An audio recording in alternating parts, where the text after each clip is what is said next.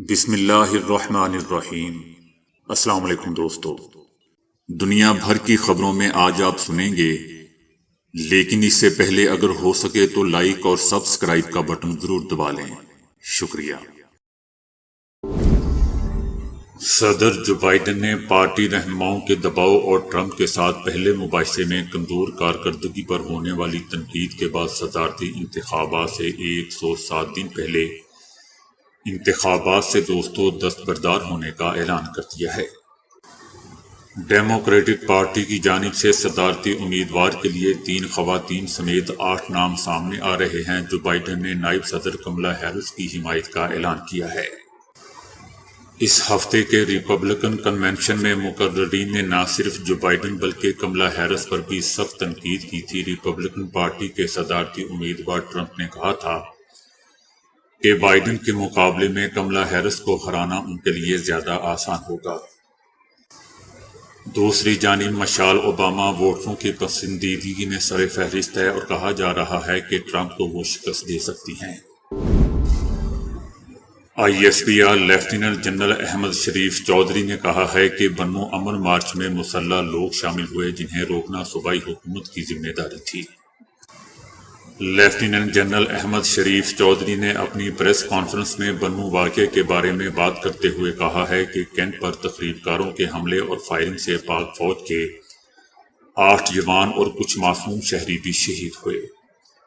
امن مارچ میں مسلح لوگ شامل ہوئے جنہوں نے جائے وقوع پر فائرنگ کی، دیوار کو گرا دیا اور راشن ڈپو کو لوٹا۔ ان کا کہنا تھا کہ بنو واقعہ میں امن و امان کا قیام صوبائی حکومت کی ذمہ داری ہے، فوج کی نہیں۔ احتجاجی مجمع میں شامل ہو کر شرک پسند عناصر فائرنگ کر کے لوگوں کو مارتے رہے تو یہ ذمہ داری وہاں کی حکومت، پولیس اور انتظامیہ کی ہے۔ یہ سمجھ نہیں آتا کہ اپنی سیاسی جماعت اور صوبائی حکومت کے خلاف کس بات کا احتجاج کروایا جا رہا ہے۔ ان کا کہنا تھا کہ بنو واقعہ اس لیے ہوا کہ ہمارا عدالتی اور قانونی نظام 9 مئی کے منصوبہ سازوں اور سہولت کاروں کو ڈھیل دے گا اور کیفر کردار تک نہیں پہنچائے گا تو ملک میں انتشار مزید پھیلے گا۔ ان کا کہنا تھا کہ عوام کا پرامن احتجاج بالکل ہونا چاہیے، تخریب کاروں کے خلاف مارچ ہونا چاہیے۔ ان کا کہنا تھا کہ انتہائی سنجیدہ امور کو سیاست کی بھین چڑھایا جا رہا ہے۔ عزم استحکام فوجی آپریشن نہیں بلکہ تخریب کاری کے خلاف ایک مربوط جنگ ہے۔ DGISPR کا کہنا تھا کہ کنفیوژن پھیلا دیا گیا، بیانیہ بنا دیا گیا کہ آپریشن ہو رہا ہے اور لوگوں کو ان کے علاقوں سے نکالا جا رہا ہے۔ قومی وحدت کے معاملے کو بھی سیاست کی نظر کر دیا گیا۔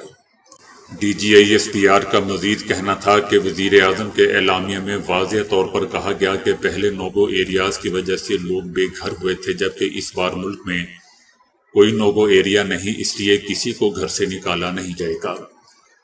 اس کے باوجود ایک بہت بڑا سیاسی مافیا کھڑا ہو گیا کہ یہ آپریشن عزم استحکام نہیں کرنے دینا۔ ایک مضبوط متحرک لابی چاہتی ہے کہ تخریب کاروں کے خلاف کارروائیوں کے مقاصد حاصل نہ ہوں۔ DGISPR کا کہنا تھا کہ حالیہ عرصے میں فوج کے خلاف منظم پروپیگنڈے اور جھوٹی خبروں میں اضافہ ہوا ہے۔ بڑھتے جھوٹ اور پروپیگنڈے کے پیش نظر ہم نے تواتر سے پریس کانفرنس کرنے کا فیصلہ کر لیا ہے۔ ان کا کہنا تھا کہ ملک بھر میں 32,000 سے زائد مدارس ہیں، جن میں سے 16,000 رجسٹر ہیں اور 50% رجسٹر نہیں۔ باقی مدارس کہاں ہیں اور کون انہیں چلا رہا ہے؟ کیا یہ فوج نے کرنا ہے؟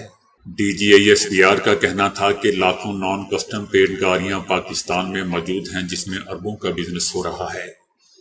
انہی گاڑیوں میں تخریب کار بھی آپریٹ کرتے ہیں۔ ملک کے کچھ علاقوں میں یہ عام بات ہو گئی ہے کہ بغیر کاغذ کے گاڑی چل سکتی ہے، جس کے نمبر کا کچھ پتہ نہیں۔ بے نامی پراپرٹیز اور اکاؤنٹس بھی ہیں، اسے برداشت کریں گے تو اس میں تخریب کار بھی آپریٹ کریں گے۔ DGISPR کا مزید کہنا تھا کہ 9 مئی کے بعد انتشاری ٹولے نے پروپیگنڈا کیا تھا کہ فوج نے جھتوں کو گولی کیوں نہیں ماری۔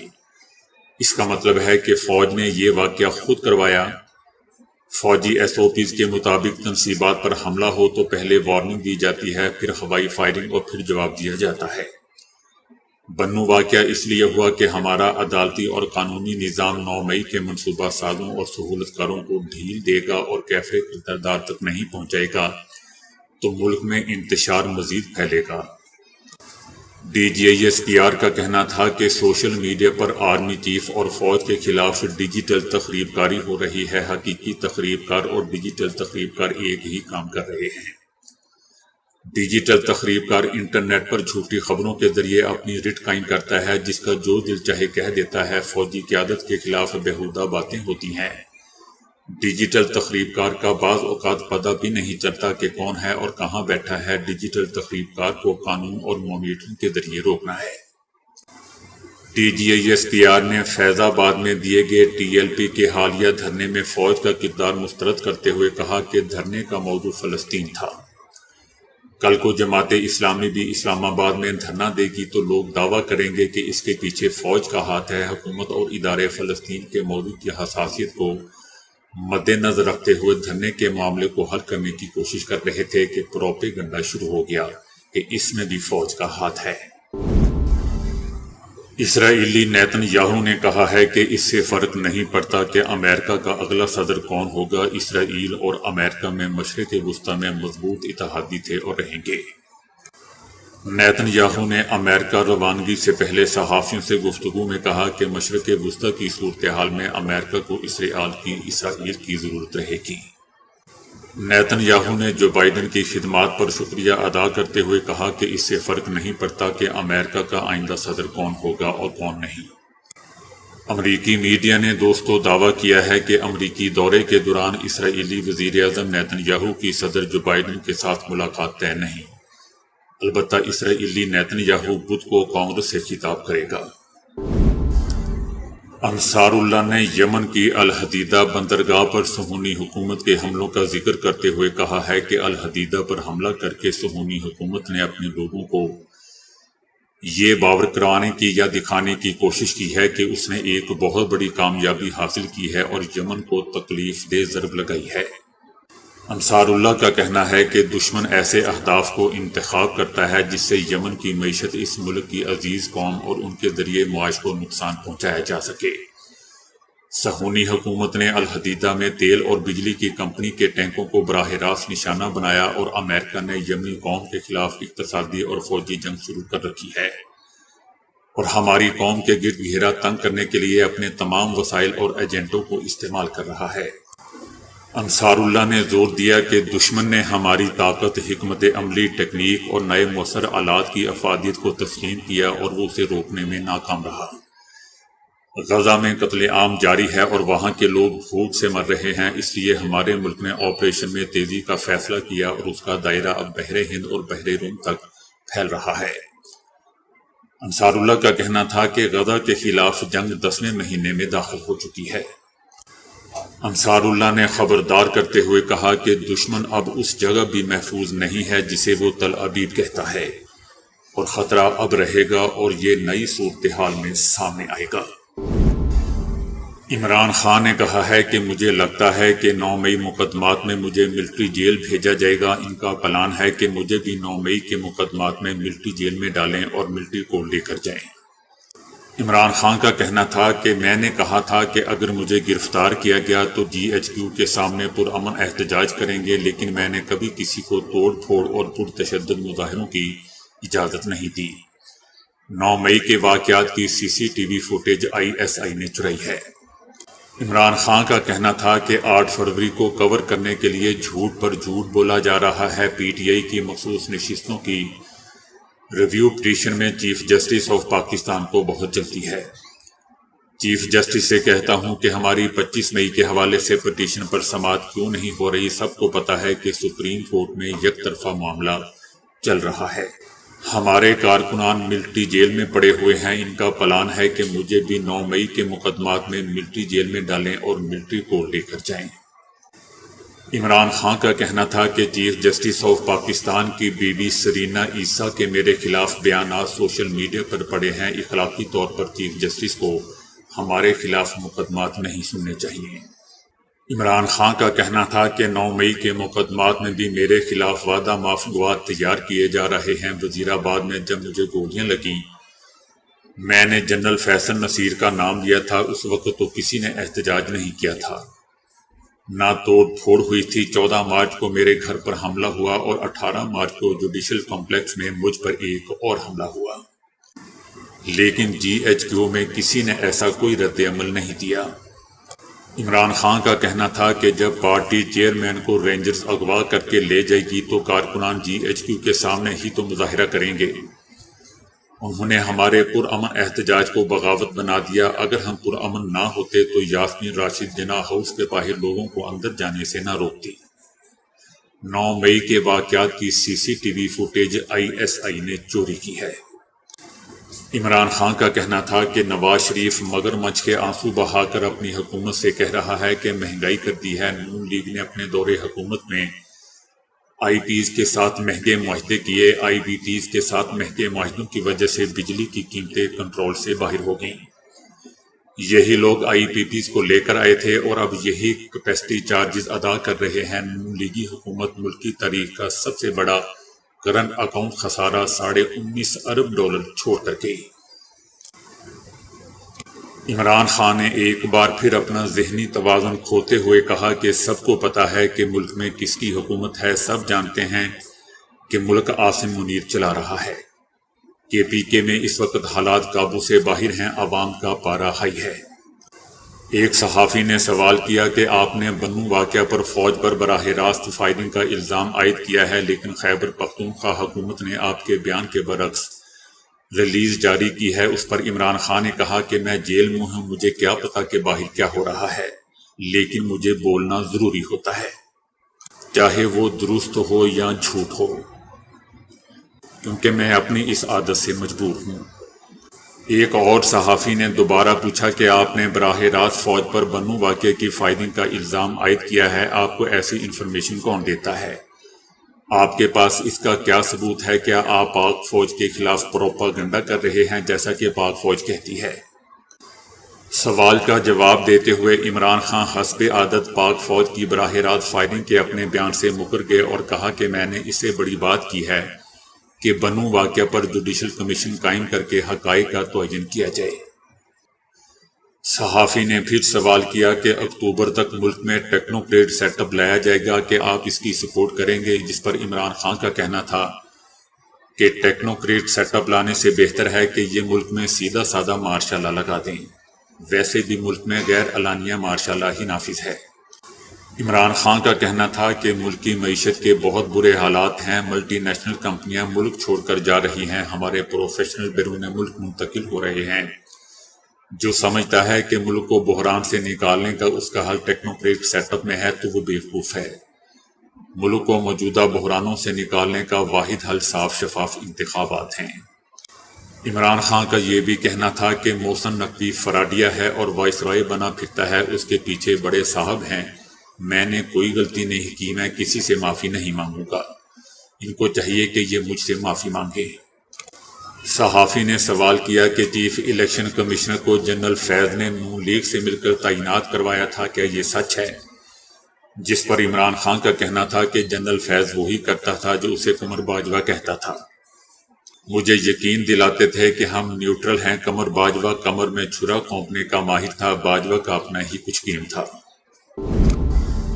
پاکستان پیپلز پارٹی کا کہنا ہے کہ قانون میں واضح طور پر ممنوع فنڈنگ والی پارٹی الیکشن نہیں لڑ سکتی، کوئی بھی مقبول شخص قانون سے بالاتر نہیں ہے۔ دوستو، پیپلز پارٹی بیان ایسے دے رہی ہے جیسے کوئی شریف پارٹی ہو۔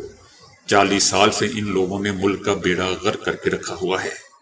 پیپلز پارٹی کا پی ٹی آئی کے ساتھ تو کوئی موازنہ بنتا ہی نہیں ہے۔ پیپلز پارٹی تو ایک گری ہوئی پارٹی ہے، ایک بدنام پارٹی ہے۔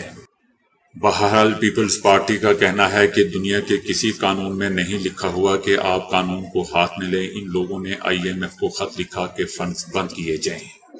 قانون میں واضح طور پر ممنوع فنڈنگ لینے والی پارٹی الیکشن نہیں لڑ سکتی۔ سپریم کورٹ کا فیصلہ اب پبلک پراپرٹی ہے۔ الیکشن کمیشن کے قانون کو سب پڑھیں، اس میں لکھا ہوا ہے کہ کون کون سی پارٹیز الیکشن لڑ سکتی ہیں۔ پیپلز پارٹی کا کہنا ہے کہ حکومت چلے گی، اس ملک میں کچھ نہیں ہونے والا۔ دوستو، میں ان لوگوں کو کہتا ہوں کہ جب تک آپ لوگ سیٹوں پر ہیں، ملک کا کچھ نہیں ہونے والا۔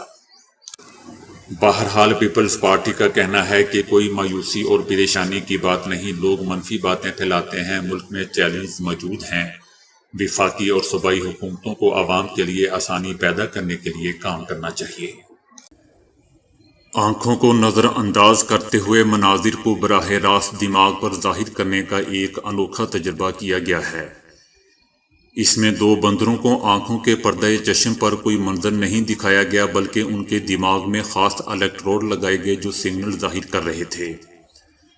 اس طرح کسی دماغ میں پوند لگا کر واضح ترین ہائی ریزولوشن عکس حاصل کیا گیا۔ دلچسپ بات یہ ہے کہ اس دوران آنکھوں کو کسی بھی طرح استعمال نہیں کیا گیا۔